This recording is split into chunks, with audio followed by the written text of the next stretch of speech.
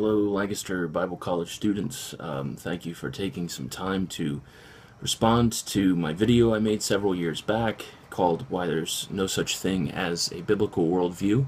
In some of your responses, I think you actually, while you might not have agreed with me, illustrated my point. Many of you quoted John chapter 1, "In the beginning was the Word," to emphasize the importance of the Bible. As a matter of fact, I think that was a common theme among all of the responses.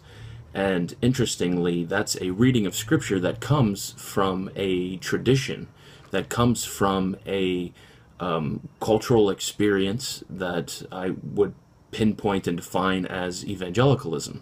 So, 2 millennia divorced from the first century church, we now have 44,000 denominations, Christian denominations. And so my point in saying that there's no such thing as a biblical worldview is that there's no amount of scholarship and there's no amount of effort that is ever going to remove your reading and interpretation of Scripture from your faith tradition and from your own cultural experiences. And so I think that to suggest, there's my cat from a number of years ago, to suggest that you have a biblical worldview is to elevate your own self as an interpretive authority, meaning that you become the vicar of Christ, the Pope, that you are now speaking for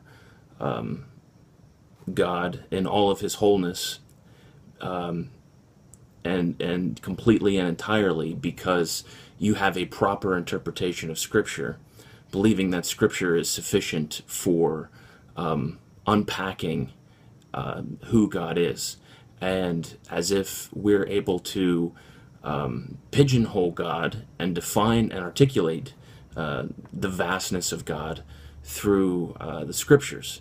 And when we suggest that we have a biblical worldview, I see it as rather audacious and arrogant to think that we have the proper interpretation of Scripture that allows us to somehow walk through life and apply it in a way that is completely devoid of influence, of prejudice, presupposition, and pre-understanding about what the Scriptures say. In the John passage, I say that illustrates the point because John is actually talking about Jesus as the Word. The Word made flesh is Christ, and he's using a first century analogy that would be akin to saying in the beginning was the Big Bang and the Big Bang was Jesus.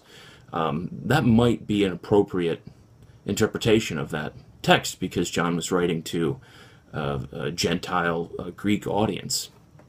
So I think it goes to illustrate the point that no matter how much exegesis you do, no matter how good your hermeneutic is, be aware, be humble enough to admit that it's always influenced by other things and that you might have it wrong.